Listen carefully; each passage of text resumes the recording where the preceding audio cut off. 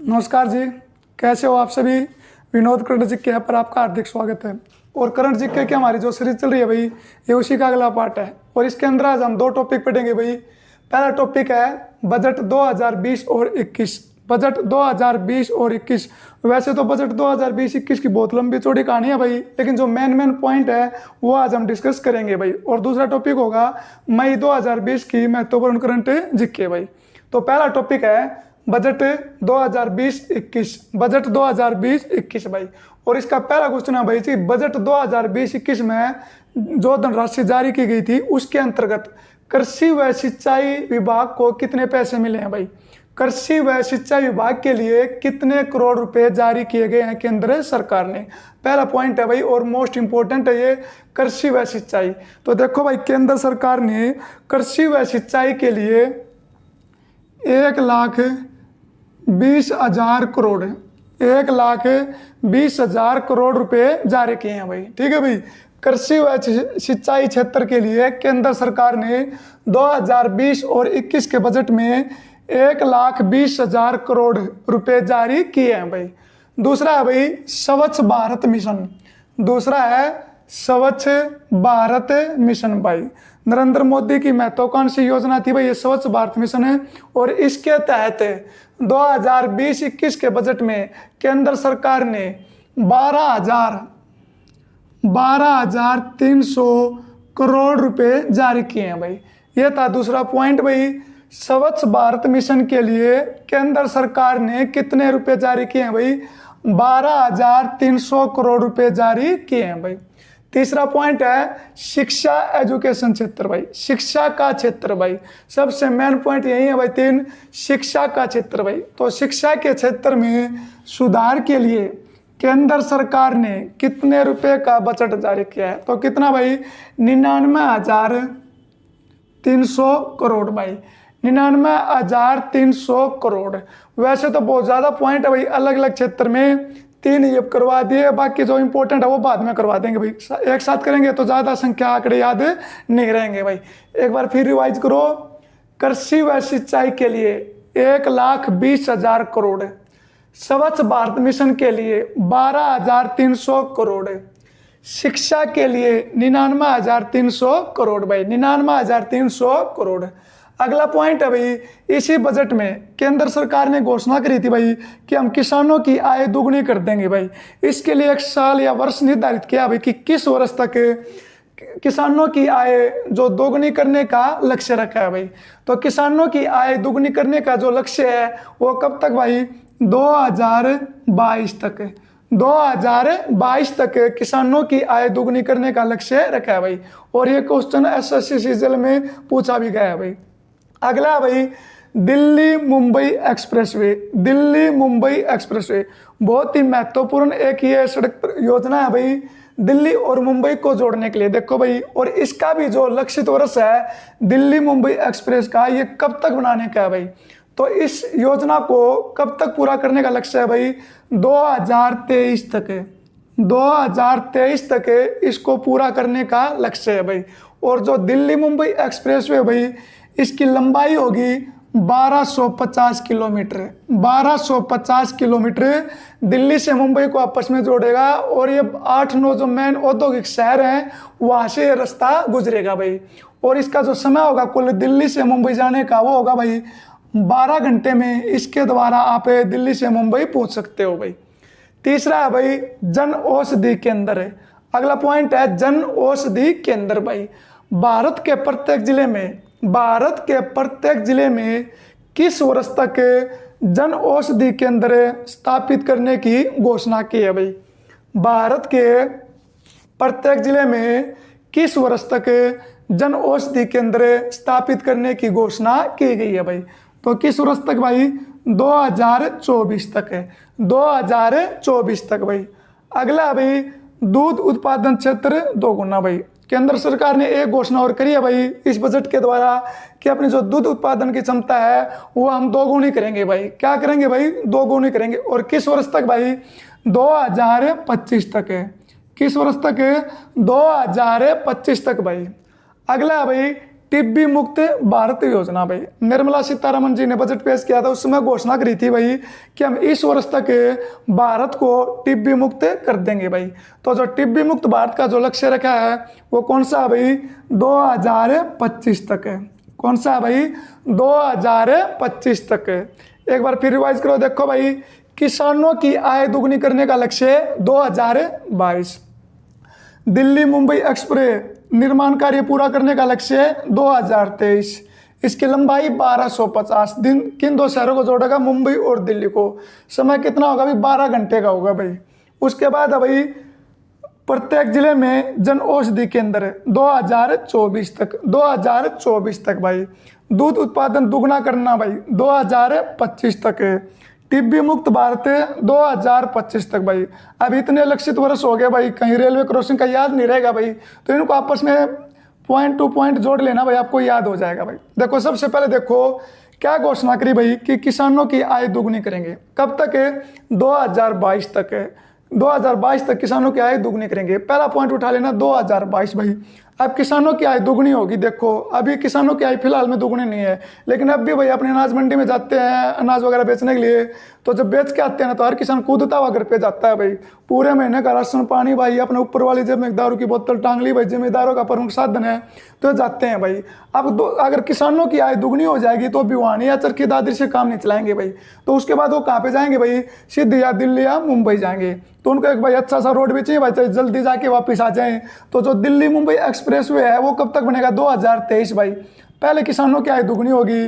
गोद में अच्छा पीस आ गया तो कहाँ चले गए? मुंबई में। कब चले गए? 2023 में भाई। उसके बाद क्या है? जन औषधि केंद्र भाई। अब दिल्ली जाएगा, दिल्ली से मुंबई जाएगा भाई, तो पर्यावरण अलग अलग होगा, तो भाई बीमार भी हो जाएगा। बीमारी हो जाएगी तो उससे निपटने के लिए क्या घोषणा करी अभी कि प्रत्येक जिले में जन औषधि केंद्र खोलेंगे भाई। कब तक है? 2024 में भाई। कब तक? 2024 में भाई। उसके बाद दूध उत्पादन दोगुना करना भाई। अब भाई एक को दो दो भैंस रखें भाई, तो दूध तो सारा परिवार ना बांट के लेंगे भाई, लेकिन जो बीमार हो जाओगा और जो दवाई लेगा तो वो थोड़ा दूध ज़्यादा लेगा भाई। तो दूध का उत्पादन कितना करना पड़ेगा? दुगुना। कब तक करना पड़ेगा? 2025 तक भाई। अगला भाई टीबी मुक्त भारत भाई। अब दूध पीने लग गया भाई, शरीर दांव तगड़ा हो गया, ताकतवर हो गया, तो भाई बीमारी अपने आप खत्म हो जाएगी। तो टीबी मुक्त भारत का लक्ष्य भी कब तक भाई? 2025 तक। 2025 तक भाई। उसके बाद भाई जो अपना अगला पॉइंट है वो है भाई पहली आदिवासी यूनिवर्सिटी भाई। तो 2020 और 21 के बजट में 2020 और 21 के बजट में निर्मला सीतारमण जी ने घोषणा करी है भाई कि भारत की पहली आदिवासी यूनिवर्सिटी स्थापित की जाएगी भाई। और क्वेश्चन आएगा भारत की पहली आदिवासी यूनिवर्सिटी कहाँ पे स्थापित की जाएगी? तो ये कहाँ पे होगी भाई? रांची। और रांची कहाँ पे है भाई? झारखंड भाई।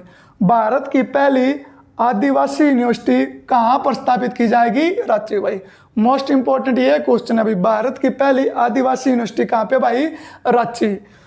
उसके बाद अभी एक ट्रेन है भाई किसान एक्सप्रेस भाई। किसान एक्सप्रेस भाई यही बहुत ज़्यादा चर्चा में रही थी, और इसके चर्चा में रहने का क्या रीजन था भाई? देखो ये किसानों के लिए चलाई गई थी भाई, जैसे दूध मांस मछली भाई इधर से उधर ले जाते हैं बेचने के लिए, तो भाई खराब हो जाती थी, तो उसके लिए एक स्पेशल ट्रेन चलाई भाई किसान एक्सप्रेस। किसानों के लिए भाई दूध मछली मांस इसके द्वारा आप ले जा सकते हो भाई। तो किसान एक्सप्रेस का संबंध किससे है भाई? किसानों से भाई। ठीक है भाई, एक बार फिर दोबारा रिवाइज कर लो, यहाँ से क्वेश्चन आने की पूरी संभावना है भाई। कृषि व सिंचाई के लिए कितने लाख करोड़ का भाई? 1,20,000 करोड़ रुपए का बजट है। स्वच्छ भारत मिशन के लिए 12,300 करोड़ का। शिक्षा के लिए 99,300 करोड़ का। किसानों की आय दोगुनी कब तक है? 2022 तक है। दिल्ली मुंबई एक्सप्रेसवे कब तक पूरा होगा? 2023 तक है। भारत के प्रत्येक जिले में जन औषधि केंद्र कब तक खुलेंगे भाई? 2024 में। दूध उत्पादन दोगुना करने का लक्ष्य 2025। टीबी मुक्त भारत 2025 से। पहली आदिवासी यूनिवर्सिटी कहाँ पे भाई? पहली आदिवासी यूनिवर्सिटी खुलेगी भाई रांची झारखंड में। किसान एक्सप्रेस का संबंध भाई किसानों से है भाई, जो इनकी अंडे वगैरह मांस या मछली वगैरह जो खराब हो जाता था उसको बचाने के लिए दूध को भाई। और ये था भाई अपना पहला टॉपिक भाई, बजट 2020 और 2021 भाई। अगला भाई मई 2020 के कुछ महत्वपूर्ण क्वेश्चन हम आज डिस्कस करेंगे भाई। पहला भाई J&K बैंक एमडी भाई। हाल ही में जो जम्मू कश्मीर बैंक है उसका नया एमडी नियुक्त किया गया भाई। जम्मू कश्मीर बैंक का नया एमडी किसे नियुक्त किया गया भाई? जुबैर इकबाल। जुबैर इकबाल भाई, ठीक है भाई। जम्मू कश्मीर बैंक का नया एमडी किसे नियुक्त किया गया है? जुबैर इकबाल को भाई। जुबैर इकबाल किस बैंक का नया एमडी बना है भाई? जम्मू और कश्मीर बैंक का भाई। ये एक प्राइवेट क्षेत्र का बैंक है भाई और इसकी स्थापना हुई थी 1938 में। इसकी स्थापना कब हुई थी भाई? 1938 में। और इसका जो हेडक्वार्टर है वो कहाँ पे है भाई? श्रीनगर में। इसका हेडक्वार्टर कहाँ पे है? श्रीनगर में भाई। तो ये था पहला क्वेश्चन। जम्मू कश्मीर बैंक का नया एमडी कौन बना है? जुबैर इकबाल। स्थापना कब हुई थी? 1938 में। हेडक्वार्टर कहाँ पे है भाई इसका? श्रीनगर में भाई। उसके बाद है भाई दूसरा बहुत ही अच्छा क्वेश्चन है भाई, ईरान देश की नई मुद्रा। ईरान देश की नई मुद्रा। देखो जो ईरान देश है एशिया महाद्वीप का देश है भाई और इसकी जो पहली मुद्रा होती थी वो होती थी भाई रियाल। रियाल इसकी जो पहली करेंसी होती थी। अब इसने अपनी मुद्रा को चेंज कर दिया भाई। जो इन्होंने अपनी नई मुद्रा अपनाई उसका क्या नाम है भाई? तोमान। क्या नाम है? तोमान। और ये क्वेश्चन आने वाले एग्जाम में पक्का आएगा भाई, ठीक है भाई। तो इसको थोड़ा अच्छे से पढ़ लेना। ईरान देश की नई मुद्रा कौन सी है? तोमान। इसकी जो पुरानी मुद्रा थी वो कौन सी थी? रियाल भाई। नई कौन सी है भाई? तोमान। कौन सी भाई? तोमान भाई। हो गया भाई। और जो ईरान देश है किस महाद्वीप में है? एशिया महाद्वीप में। इसकी राजधानी कौन सी है ईरान की भाई? तेहरान। राजधानी कौन सी है? तेहरान भाई। और वर्तमान में जो ईरान देश है यहाँ के प्रधानमंत्री कौन है भाई? हुसैन रूहानी। हुसैन रूहानी यहाँ के वर्तमान में क्या है भाई? प्रधानमंत्री हैं। या तो हुसैन आ सकता है भाई या हसन आ सकता है भाई। हसन रूहानी भाई। ये था दूसरा क्वेश्चन भाई, ईरान देश की नई मुद्रा कौन सी भाई? तोमान। अगला भाई, यूएनईपी की नई गुडविल ब्रांड एम्बेसडर भाई। यूएनईपी की नई एम्बेसडर भाई। यूएनईपी एक अंतर्राष्ट्रीय संस्था है भाई जिसका पूर्ण रूप होता है यूनाइटेड नेशन इन्वायरमेंट प्रोग्राम भाई। यूनाइटेड नेशन इन्वायरमेंट प्रोग्राम भाई। तो इसकी जो गुडविल ब्रांड एम्बेसडर है भाई वो कौन बनी है भाई? देखो वर्तमान में जो इसकी ब्रांड एम्बेसडर है भाई उसी का कार्य बढ़ा दिया है। कार्यकाल कितने साल के लिए? 2022 तक के लिए उसी को नियुक्त कर लिया भाई। तो वर्तमान में जो यूएनईपी है भाई इसकी ब्रांड एम्बेसडर कौन है भाई? दिया मिर्जा। भारतीय अभिनेत्री है भाई दिया मिर्जा भाई। इसका जो कार्यकाल है वो 2022 तक ये यूएनईपी की ब्रांड एम्बेसडर रहेगी भाई, ठीक है भाई। इसकी फुल फॉर्म क्या है भाई? यूनाइटेड नेशन एनवायरमेंट प्रोग्राम भाई। तो इसकी गुडविल ब्रांड एम्बेसडर कौन है भाई? दिया मिर्जा। कब तक रहेगी? सॉरी 2022 तक रहेगी भाई। कब तक? 2022 तक भाई। अब क्वेश्चन आ सकता है भाई, जो यूएनईपी अंतर्राष्ट्रीय संस्था है भाई इसकी स्थापना कब हुई थी? तो इसकी स्थापना हुई थी 5 जून 1972 भाई। सॉरी 5 जून 1972 को इसकी स्थापना हुई थी। इसलिए 5 जून को विश्व पर्यावरण दिवस मनाया जाता है भाई। और यूएनईपी का जो हेडक्वार्टर है वो कहाँ पे है भाई? नैरोबी। हेडक्वार्टर कहाँ पे है? नैरोबी। और जो नैरोबी है वो कहाँ की राजधानी है भाई? केन्या की। कहाँ की राजधानी है भाई? केन्या देश की राजधानी है भाई। अगला भाई, विश्व प्रवासी पक्षी दिवस। तो मई 2020 में एक दिवस मनाया गया भाई जिसका नाम है विश्व प्रवासी पक्षी दिवस भाई। तो कितनी तारीख को मनाया गया भाई? ये 9 मई को। कब मनाया गया भाई? 9 मई को विश्व प्रवासी पक्षी दिवस मनाया गया भाई।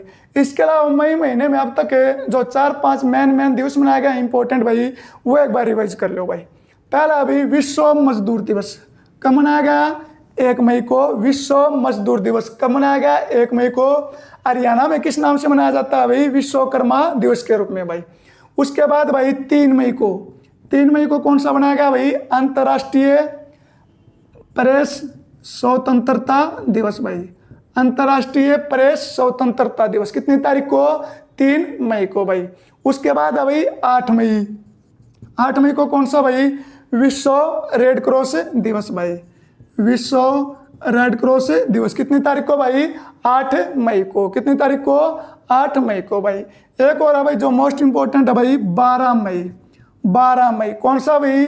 विश्व नर्स दिवस भाई। विश्व नर्स दिवस याद कर लेना भाई। क्योंकि कोरोना से लड़ने में भाई सबसे ज़्यादा सहयोग डॉक्टर और नर्स ही कर रहे हैं भाई, हमारे भगवान है ये। तो क्वेश्चन पूछ सकता है भाई, क्योंकि मई महीने में कोरोना का प्रकोप भी जारी है भाई, तो विश्व नर्स दिवस कब मनाया गया भाई? 12 मई को। कब मनाया गया? 12 मई को भाई। तो अब तक मनाया गया मई महीने के महत्वपूर्ण दिवस थे भाई। 1 मई को विश्व मजदूर दिवस, 3 मई को प्रेस स्वतंत्रता दिवस, 9 मई को विश्व प्रवासी पक्षी दिवस, 8 मई को विश्व रेड क्रॉस दिवस और 12 मई को विश्व नर्स दिवस भाई। विश्व नर्स पूछ सकते हैं भाई क्वेश्चन, क्योंकि बहुत ज़्यादा चर्चा में रह रहे हैं भाई डॉक्टर और नर्स भाई। कहीं पर तो इनके ऊपर हमला भी किया जा रहा है भाई, क्योंकि अभी आप कुछ दिन पहले आपने पता होगा ऑस्ट्रेलिया में वो जंगलों में आग लग गई थी भाई। तो जो हरियाणा का पेपर आया था अभी पीछे, वो HSSC में उसमें एक क्वेश्चन पूछ लिया था कि कंगारू के बच्चे को क्या कहा जाता है, क्योंकि वहाँ पे आग लगी हुई थी और सबसे ज़्यादा कंगारू नामक जो जानवर है वही मारा गया था भाई। तो क्वेश्चन पूछ लिया था कंगारू के बच्चे को क्या कहा जाता है, और आप इसका कमेंट बॉक्स में उत्तर देना भाई, कंगारू के बच्चे को क्या कहा जाता है। तो इसलिए ये भी इंपॉर्टेंट है भाई, विश्व नर्स दिवस किस तारीख को? 12 मई को भाई। अगला भाई क्वेश्चन अपना, कैलाश मानसरोवर यात्रा भाई। कैलाश मानसरोवर यात्रा, देखो अपने जो भारत के रक्षा मंत्री हैं राजनाथ सिंह, उनके द्वारा हाल ही में कैलाश मानसरोवर यात्रा का उद्घाटन किया गया भाई। मानसरोवर जाने के लिए एक ये आसान सा रास्ता बनाया गया भाई, जहाँ पर समय की बचत होगी भाई। कैलाश मानसरोवर यात्रा, और इसके ऊपर जो नेपाल देश है नेपाल देश ने ऐतराज किया भाई कि ये हमारे लिए सही नहीं है भाई। तो ये बहुत ज़्यादा चर्चा में आ रहा है और इसके ऊपर बहुत ज़्यादा बहस हो रही है। तो ये क्वेश्चन इंपॉर्टेंट है भाई, कैलाश मानसरोवर यात्रा भाई। ठीक है भाई, इसका क्वेश्चन आ सकता है भाई, इसका उद्घाटन किसने किया? राजनाथ सिंह के द्वारा। इसकी लंबाई कितनी है भाई? 80 किलोमीटर। लंबाई कितनी है इसकी? 80 किलोमीटर भाई। और ये किस दर्रे से होकर जाता है भाई? लिपू लेक, लिपू लेक दर्रे से होकर जाता है। और किस राज्य में है भाई? उत्तराखंड में। किस राज्य में है भाई? उत्तराखंड में। कैलाश मानसरोवर यात्रा का ये दूसरा मार्ग है भाई, जो समय के बचाने के लिए बनाया गया है, जिसकी लंबाई कितनी है? 80 किलोमीटर। पहाड़ों को काटकर किस दर्रे से होकर भाई? लिपू लेक दर्रे से होकर गुजरता है। और भाई ये कहाँ पर है भाई? उत्तराखंड में। कहाँ पर है भाई? उत्तराखंड में भाई। अगला भाई, तेलिया रुमाल को GI टैग भाई। एक रुमाल है भाई जिसका नाम है तेलिया, तेलिया रुमाल, इसको हाल ही में GI टैग मिला है भाई। GI टैग मिला है, भौगोलिक संकेत भाई। तो किस राज्य का इसको GI टैग मिला है भाई? तेलंगाना। किस राज्य का भाई? तेलंगाना का इसको GI टैग मिला है भाई, तेलिया रुमाल। तेलिया रुमाल, ये 3 रंग प्रकार के होते हैं भाई, सफ़ेद, काला और नीला भाई। 3 प्रकार का होता है मेन रूप से ये तेलिया रुमाल भाई। ठीक है भाई, किस राज्य का मिला इसको? तेलंगाना का। किस राज्य का? तेलंगाना का भाई। तेलंगाना का वर्तमान में मुख्यमंत्री कौन है? के चंद्रशेखर राव। चंद्रशेखर राव यहाँ के वर्तमान में मुख्यमंत्री हैं।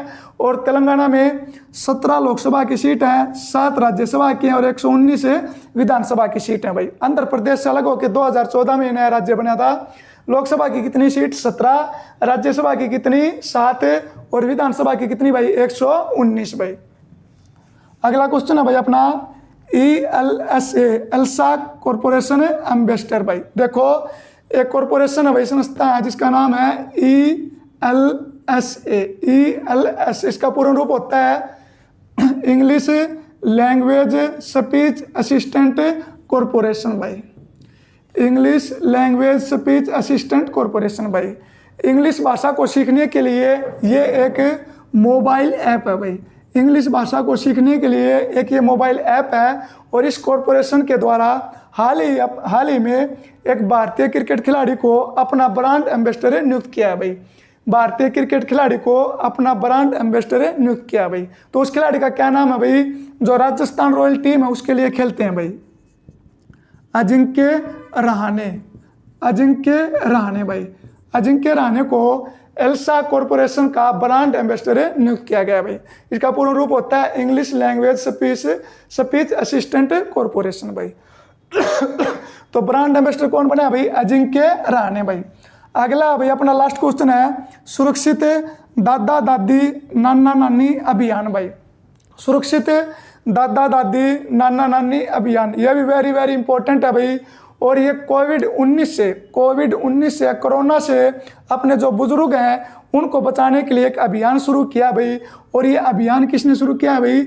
नीति आयोग है। किसने शुरू किया भाई? नीति आयोग ने। अभियान का क्या नाम है भाई?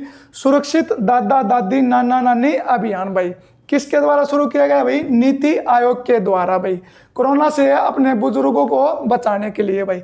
तो नीति आयोग की स्थापना कब हुई थी? 1 जनवरी 2015 को इसकी स्थापना हुई थी भाई। और इसके अध्यक्ष कौन है? नरेंद्र मोदी। उपाध्यक्ष कौन है भाई? राजीव कुमार भाई। इसके उपाध्यक्ष कौन है? राजीव कुमार भाई। अभियान का नाम याद कर लेना भाई, सुरक्षित दादा दादी नाना नानी अभियान भाई। कोरोना से जो अपने बुजुर्ग हैं उनको बचाने के लिए भाई। किस संस्था ने जारी किया भाई? नीति आयोग ने। किसके स्थान पे बनाया गया था ये? योजना आयोग के स्थान पर भाई। लास्ट में आपके लिए 2 क्वेश्चन है भाई। पहला क्वेश्चन है, जो 2020 और 2021 का बजट था वो कुल कितने रुपए का था भाई? 2020 और 21 का केंद्रीय बजट कितने रुपए का था? और दूसरा क्वेश्चन है भाई, 2020 और 21 का बजट किस तारीख को पेश किया गया? किस तारीख को पेश किया गया भाई? आज के लिए इतना ही। जय हिंद, जय भारत।